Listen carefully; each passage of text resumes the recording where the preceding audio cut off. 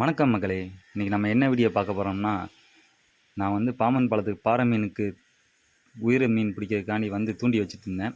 அப்போக்குள்ளே வந்து ஒரு பெரிய மீனாக ஒரு மீன் ஒன்று மாட்டுச்சு. அது என்ன மீனுன்னு பார்த்தோம்னா வந்து, அதாவது ரெமோரா ஃபிஷ், தமிழில் வந்து சப்பாத்து மீன் சொல்லுவோம். இந்த மீனோட குணம் என்னென்னா, அது பெரிய மீன்களில் வந்து அது உடம்புல ஒட்டிக்கிறோம். ஒட்டிக்கிட்டு அது போகிற இடங்கள்ல ஃபுல்லாக போய் உயிர் வாழும். இந்த மீன் வந்து ஆமை, சுறா மீன் இந்த மீன்களை தான் ஒட்டிகிட்டு நிற்கும். தூண்டி எப்படி வெட்டேறி இருக்குன்னு பாருங்கள். அதை மெதுவாக கலட்டி எடுத்துகிட்டு அதை உங்களுக்கு காட்டுறேன் பாருங்கள். அது தலைப்பகுதியில் வந்து அதாவது நம்ம செருப்பு மாதிரியே இருக்கும். அது பாருங்கள், அப்படியே அந்த செருப்பு மாதிரி இருக்கிற பகுதி தான் டக்குன்னு அது ஒரு பெரிய மீன் வந்து பாருங்கள். இது பகுதி தான் டக்குன்னு பெரிய மீனில் போய் அப்படியே ஒட்டி பிடிச்சிரும்.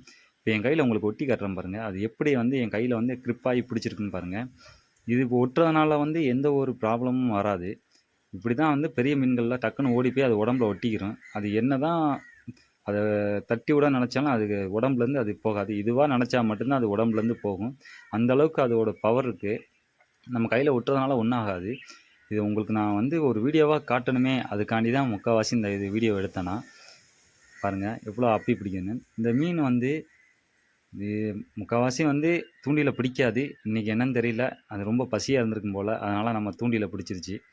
இந்த மீன் திருப்பி நான் கடல்லே விட்டுருவேன்னு சொல்லிட்டு அது திருப்பி கடல்லே விட்டுட்டேன். கையில் ஒட்டி பிடிச்சிட்டு கவுத்துவேன், ஆனால் தானாக கையிலேருந்து ரிலீஸ் ஆகி தண்ணியில் விழுந்து ஓடிடும். அதை பாருங்கள். நம்ம சேனலில் வந்து கடல் சம்மந்தப்பட்ட வீடியோ பூரா போடுறோம். மறந்துடாம நம்ம சேனலை சப்ஸ்கிரைப் பண்ணிக்கோங்க.